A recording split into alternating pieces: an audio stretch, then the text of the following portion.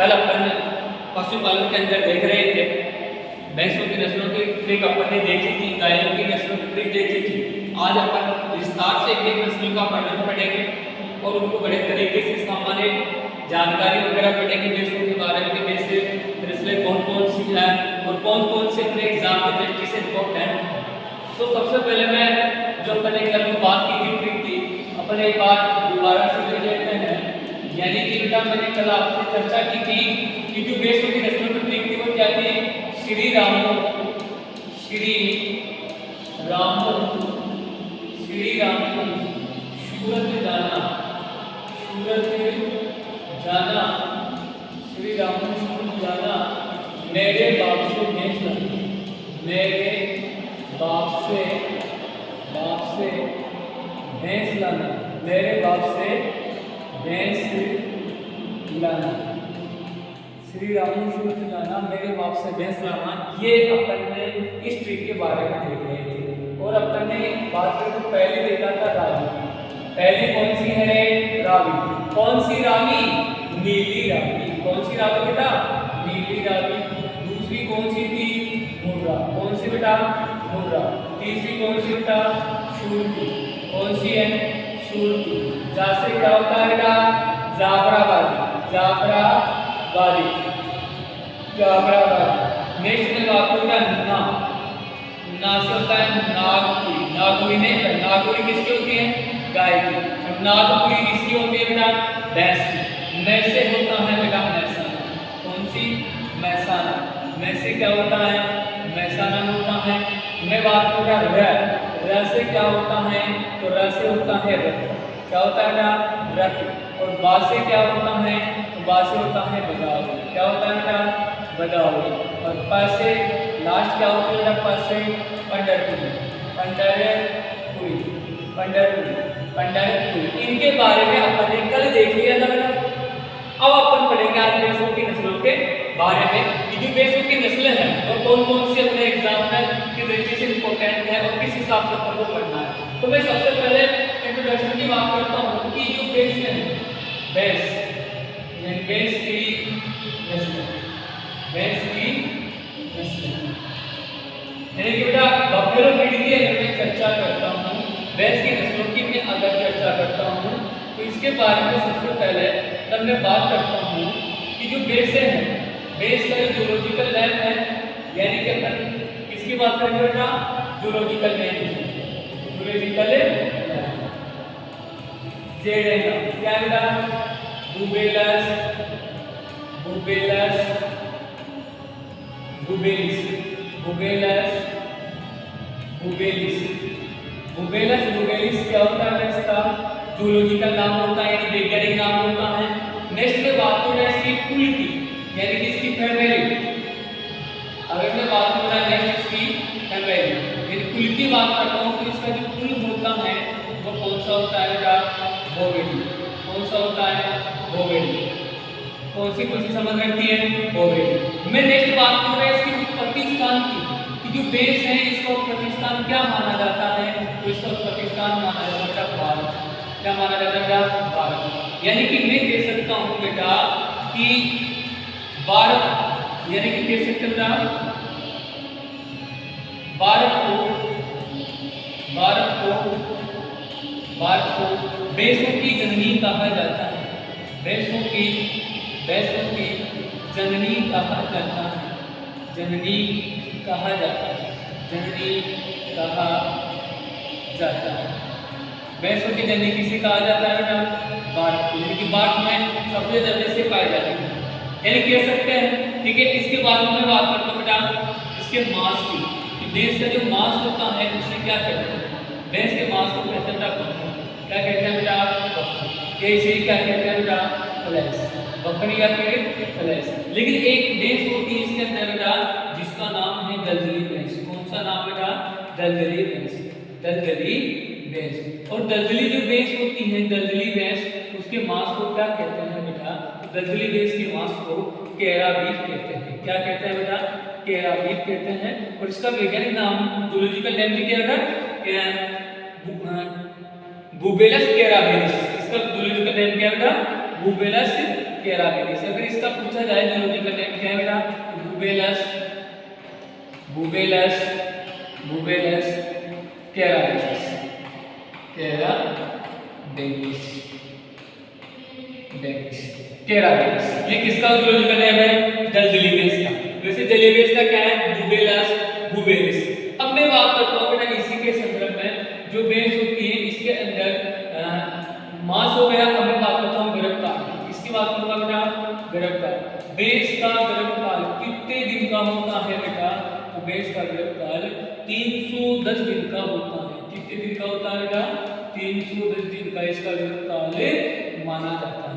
Next में बात करूंगा इसकी मध्य चक्र की, किसकी बात करूंगा बेटा, मध्य चक्र की। तो मध्य चक्र कितने दिन का होता है, तो मध्य चक्र होता है 21 दिन का। कितने दिन का होता है मध्य चक्र, 21 दिन का होता है।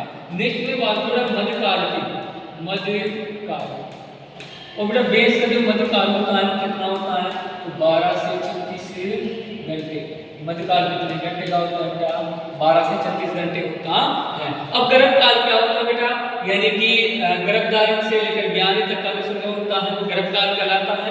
मध्य चक्र क्या होता है, दो मध्यकालों के बीच की सारे घटना चक्र को मध्य चक्र कहते हैं। और बेटा मध्यकाल क्या होता है कि वह अवधि जिसमें मादा पशु पशु के साथ संभोग की इच्छा रखता है उसे कहते हैं बेटा मध्यकाल। अब अपन ने बात की बेटा भैंस का जूलॉजिकल नेम क्या है बेटा, बुबेलस, बुबेलिस। क्या है बेटा, बुबेलस, बुबेलिस। कुल कौन सा है, बोवेडी। उत्पत्ति स्थान क्या है बेटा, भारत। भारत को वैसे क्या कहते हैं बेटा, जननी। मास को कहते हैं बकरिया प्लस। जलीबेस के मास को क्या कहते हैं बेटा, कैराबीन। और इसका जूलॉजिकल नेम क्या है बेटा, बुबेलस कैराबेलिस। गर्भकाल कितने दिन का होता है, 310 दिन का। मध्य चक्र कितने दिन का होता है बेटा, 21 दिन। और मध्यकाल 12 से 36 घंटे। नेक्स्ट में बात करता हूं बेटा बेस के संदर्भ में। तो उपनाम की मैं अगर बात करता हूं, उपनाम कि बेस का उपनाम क्या है, तो बेस को किस नाम से जानते हैं, तो बेस को ब्लैक डायमंड के नाम से जानते हैं। किस नाम से बेटा, ब्लैक डायमंड। यानी कि बेस को काला हीरा कहते हैं बेटा, ब्लैक डायमंड कहते हैं। लेकिन अगर क्वेश्चन आ जाए कि ब्लैक ब्यूटी के नाम से किसे जाना जाता है, तो ब्लैक ब्यूटी के नाम से बेटा मुर्रा नस्ल को जाना जाता है। बेस के एक नस्ल है। अगर क्वेश्चन यहाँ पे आ जाए कि ब्लैक ब्यूटी, ब्लैक ब्यूटी किसे कहते हैं, तो मुर्रा। और ब्लैक डायमंड किसका उपनाम बेटा, भैंस का। नेक्स्ट में बात करता हूँ बेटा जो बेस होती है, बेस की पानी में तैरने की क्रिया, बेस की पानी में तैरने की क्रिया, पानी में तैरने की क्रिया, बेस की पानी में तैरने की क्रिया, बेस की पानी में तैरने की क्रिया क्या कहलाती है बेटा, वेलरिंग। क्या कहलाती है, वेलरिंग। यानी कि बेस की पानी में तैरने की क्रिया क्या कहलाती है बेटा, वेलरिंग कहलाती है। नेक्स्ट में बात करूं बेटा इसके अंदर कि जो विषु है, विषु में सर्वाधिक में से, विश्व में सर्वाधिक में से, विश्व में सर्वाधिक में से, यानी विश्व में सर्वाधिक कहाँ पाई जाती है, तो विश्व में पाई जाती है भारत में। कहाँ पाई जाती है, भारत के अंदर में से पाई जाती है। और फिर अगर मैं यहाँ पे चर्चा करूँ कि भारत के अंदर सबसे अधिक, भारत में सर्वाधिक, अगर मैं भारत में सर्वाधिक की बात करता हूँ तो भारत में पाई जाती है उत्तर प्रदेश, यानी कि यूपी के अंदर सर्वाधिक वैसे पाई जाती है उत्तर प्रदेश के अंदर।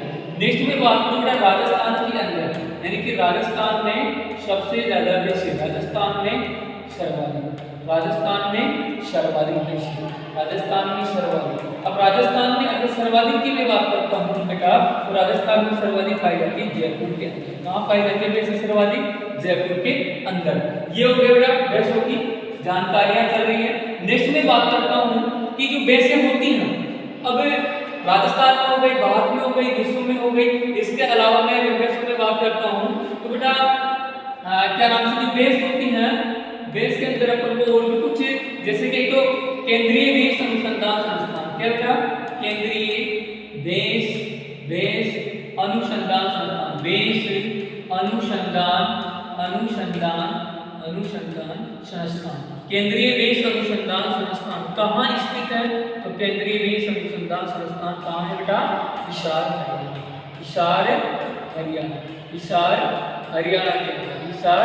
हरियाणा के अंदर क्या है बेटा, केंद्रीय भैंस अनुसंधान संस्थान है। फिर आपने पूछ ले भैंस प्रजनन केंद्र, भैंस प्रजनन केंद्र कहाँ स्थित है, तो 20 प्रजनन केंद्र कहाँ है बेटा?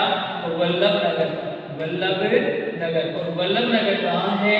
तो वल्लभनगर है बेटा उदयपुर के अंदर। कहाँ है बेटा? उदयपुर के अंदर। यानी कि देखो अपने क्या रहेगा? उपनाम क्या है बेस का? Black diamond. बेस की पानी में तैरने की क्रिया क्या कहलाती है? बेलोइंग। विश्व में सर्वाधिक बेस कहाँ है बेटा? भारत में। और भारत में कहाँ है बेटा? उत्तर प्रदेश। राजस्थान में कहाँ है? जयपुर में। केंद्रीय बेस अनुसंधान संस्थान कहाँ है बेटा? विशालगढ़। बेस प्रजनन केंद्र कहाँ है बेटा? वल्लभनगर, उदयपुर। ठीक है। इसके अलावा अपन बात करते हैं फिर देश के संदर्भ में, यानी कि 20वीं पशु गणना के अनुसार। किसके अनुसार बात करेंगे बेटा अपन? 20वीं पशु गणना के अनुसार अगर मैं आपकी बात करूं बेसों की, बेसें कितनी है तो बेटा 20वीं पशु गणना के अनुसार जो भारत है, भारत में बेसें कितनी बेटा? 10.98 करोड़, 10.98 करोड़ बेसें हैं। ठीक है। और मैं बात करूँ राजस्थान के संदर्भ में, किसके संदर्भ में बात करूँ बेटा? राजस्थान के संदर्भ में बात करूँ कि कितनी बेस है? तो 1.37 करोड़, यानी 101% की स्कोर, यानी कि 37 करोड़। ठीक है। ये 20वीं पशु गणना के अनुसार अपन ने बात की। फिर अपन अगर बेसों में बात करते हैं तो बेटा देखो बेसों में साइलेंट हिट देखने को मिलती है, क्योंकि इसमें कई बार क्या होता है कि पशु लक्षण प्रदर्शित नहीं करता है ना? तो साइलेंट हिट देखने को किसमें मिलती है बेटा? बेसों में मिलती है। अब मैं बात करता हूँ बेसों का वर्गीकरण, क्लासिफिकेशन ऑफ बफेलो, बेसों का वर्गीकरण, बेसों का वर्गीकरण, बेसों का वर्गीकरण।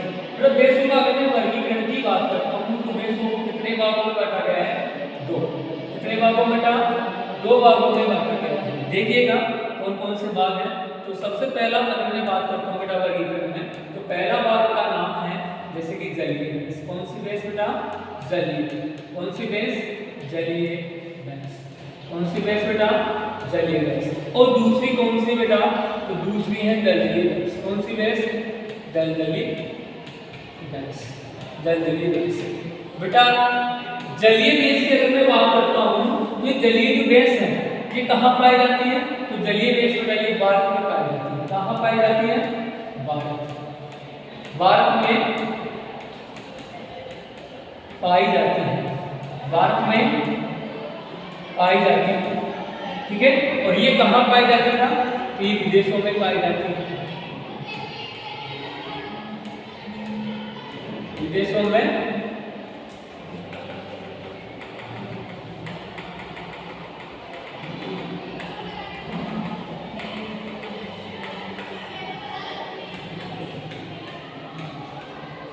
विदेशों में पाई जाती है, पाई जाती है। कहाँ पाई जाती है बेटा? विदेशों में पाई जाती है। नेक्स्ट में बात करता हूँ बेटा इसमें गुणसूत्र की। देखो इसमें गुणसूत्र भी वैसे 50 और 48 होते हैं, लेकिन अपने गुणसूत्र की बेटा तो जलीय बेसें कहाँ पाई जाती है? भारत में। दलदली कहाँ पाई जाती है बेटा? विदेश में पाई जाती है। अब मैं इसमें बात करूँ बेटा गुणसूत्र की, तो गुणसूत्र भी अलग अलग होते हैं। जलीय में कितने होते हैं बेटा? 50। और दलदली में कितने होते हैं? 48। लेकिन अगर बात करेंगे इनको 3 भागों में बांटा गया है। कितने भागों में? 3। सबसे पहले बात करें बेटा भारी नस्लें। कौन सी नस्लें बेटा? भारी नस्लें। और यहाँ से आपके क्वेश्चन बन जाता है बेटा कि भारी कौन सी है और हल्की कौन सी है, मध्यम कौन सी बेटा? मध्यम नस्लें, मध्यम नस्लें। और एक होता है हल्की नस्लें। यहाँ से आपके क्वेश्चन बनने का चांस है, यहाँ से इस प्रकार से बनेगा बेटा हल्की नस्लें। यानी कि क्वेश्चन आएगा तो निम्न में से बेस की सबसे भारी नस्ल कौन सी है, मध्यम कौन सी है, हल्की कौन सी। तो भारी का नाम आते ही एक तो आपके दिमाग में आना चाहिए मुर्रा। मुर्रा के अलावा में बात करूं जाफराबादी,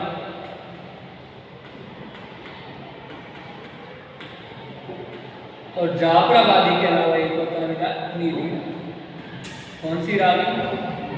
नीली रावी। कौन सी रावी बेटा? नीली रावी। ठीक है। मध्यम में बेटा बदावरी, नागपुरी और मेसा। हल्की में सबसे हल्की भैंस कौन सी है? सबसे हल्की भैंस कौन सी बेटा? शुरती। और क्वेश्चन आता है सबसे छोटी भैंस कौन सी? सबसे छोटी भैंस। तो छोटी भैंस कौन सी? छोटी भैंस। सबसे छोटी भैंस की नस्ल, भैंस की नस्ल, सबसे छोटी भैंस की नस्ल कौन सी है? तो जयरागी। कौन सी बेटा? जयरागी। सबसे छोटी भैंस की नस्ल कौन सी है? जयरागी। तो यहाँ से क्वेश्चन बन जाता है कि निम्न में से कौन सी नस्ल भारी है, कौन सी मध्यम है, कौन सी हल्की है। इधर विदेशी में कराबोशिन्ना है, ब्राजील का लाल है, क्वाइंजवन है। तो ये अपने इतनी इंपॉर्टेंट नहीं है, जैसे कि अगर इसमें भी कराबोशिन्ना वगैरह कुछ है, ब्राजील का लाल है, एग्जाम्पल देख सकते हैं। लेकिन कुछ नस्लें होती है जैसे कि जो विदेश में पाई जाती है, कराबोशिन्ना, कराबोशिन्ना,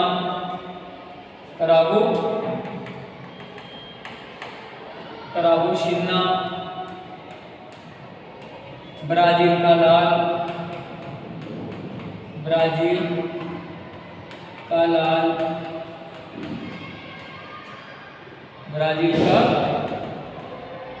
ब्राजील का लाल और क्वाइंजवन, ये कुछ नस्लें होती हैं। अब मैं इसमें यहाँ पे चर्चा करूँ तो जो इसका मांस होता है दलदली भैंस का मांस, इसको मांस को अपन ने पहले बात ही कर ली कि दलदली भैंस के मांस को अगर बात की जाए, इसके मांस को, उसके मांस को अपन क्या बोलेंगे बेटा? क्या बोलेंगे बेटा? कैराटी। और इसके मांस को क्या बोलेंगे अपन? इसके मांस को बोलते हैं बेटा बफन, या फिर फ्लेश, बफन या ठीक है। इसमें 48 मतलब तो इसमें 50 होते हैं, उसमें 48 होते हैं गुणसूत्र। लेकिन अपन को तो एक याद रखना है, बिना मतलब कंफ्यूज नहीं होना है बेटा। आपको सिर्फ बेस का गुणसूत्र पूछता है, क्या पूछता है? तो आपको सिर्फ यही याद रखना है क्योंकि अपने यही पूछा जाता है। 2n बराबर कितने होता है? 50। कितना होता है बेटा? 50। ये याद रखना है। आया समझ लो बेटा। देखो जलीय भैंस कहाँ पाई जाती है बेटा? भारत में। दलदली कहाँ पाई जाती है? विदेशों में। ये कितने प्रकार की? 3 प्रकार की। पहली बारवाई, दूसरी मध्यम, तीसरी हल्की। बारवाई में पहली कौन सी बेटा? मुर्रा, दूसरी जाफराबादी, तीसरी नीली रावी। ठीक है। मध्यम में कौन सी बेटा? गोदावरी, नागपुरी और मैसाना। हल्के में कौन सी बेटा? सूरती। और सबसे छोटी भैंस कौन सी है? जयरागी। ठीक है। अब अपन बात करते हैं आगे नेक्स्ट नस्ल के बारे में कि कौन सी नस्ल है जो अपन पढ़ने वाले हैं। सबसे पहले अगर मैं चर्चा करता हूं बेटा यहाँ पे, तो अपनी जो नस्ल है उसका नाम आएगा, ग्रीक के अनुसार कौन सा आएगा? तो ग्रीक के अनुसार कौन सा आएगा? नीली रावी आएगा। कौन सी आएगा बेटा? नीली रावी नस्ल आएगी। सबसे पहले मैं बात करता हूँ उत्पत्ति स्थान की कि जो नीली रावी नस्ल है इसका उत्पत्ति स्थान क्या माना जाता है? तो बेटा इसका जो नीली रावी नस्ल का उत्पत्ति स्थान है पाकिस्तान का मोंटगोमरी जिले की पाकपटन तहसील, यानी कि पाकिस्तान की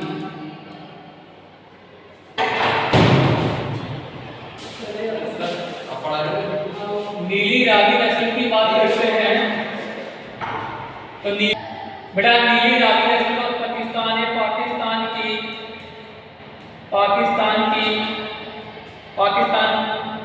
पाकिस्तान का मोंटगोमरी जिले की, पाकिस्तान का मोंटगोमरी जिले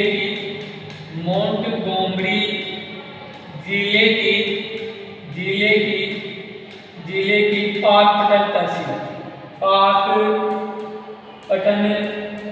तहसील। ठीक है। अब मैं बात करता हूँ भारत में कहाँ। तो बेटा भारत में इस नस्ल का उत्पत्ति स्थान क्या माना जाता है? तो पंजाब का फिरोजपुर जिला,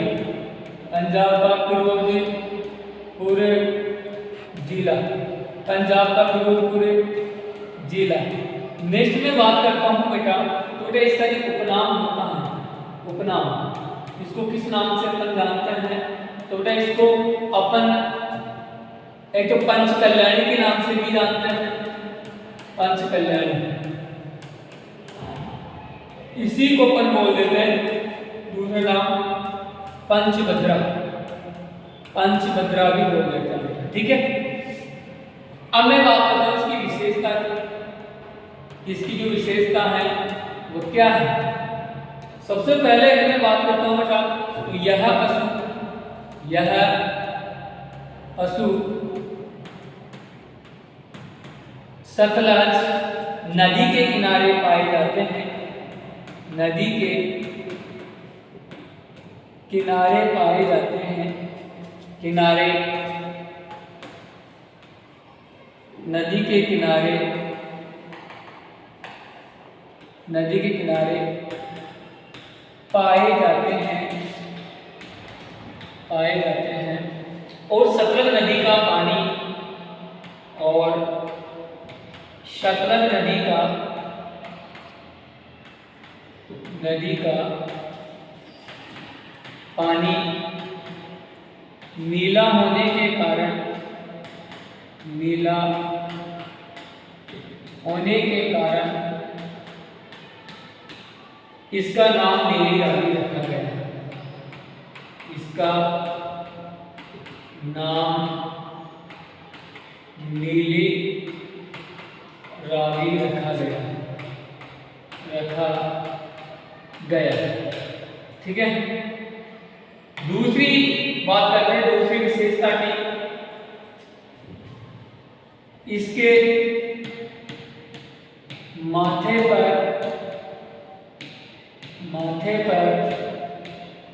सफेद रंग का टीका होता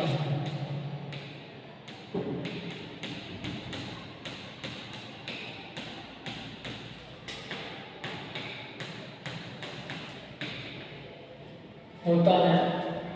तीसरी विशेषता के बारे में बता, इसकी आंखें नीली होती हैं। कई जगह नीली भी मिल जाएगी। इसकी आंखें नीली यानी कि कजरी बिल्ली के समान, नीली यानी कजरी बिल्ली के समान होती हैं। इस कारण इसे समान होती हैं, इसलिए इन्हें ऑल आइज कहते हैं। ऑल आइज कहते हैं। ठीक है, नेक्स्ट बात करते हैं चौथी विशेषता की। इसकी पूंछ लंबी होती है। इसकी पूंछ लंबी होती है, लंबी होती है, जो चलते समय होती हैं।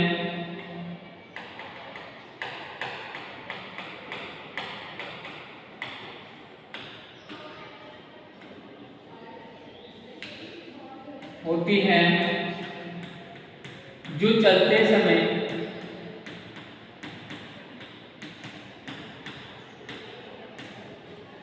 जमीन को स्पर्श करती है।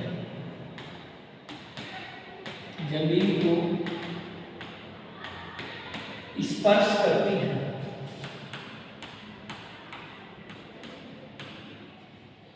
ठीक है, पांचवी, इसकी पूंछ सुंदर होती है।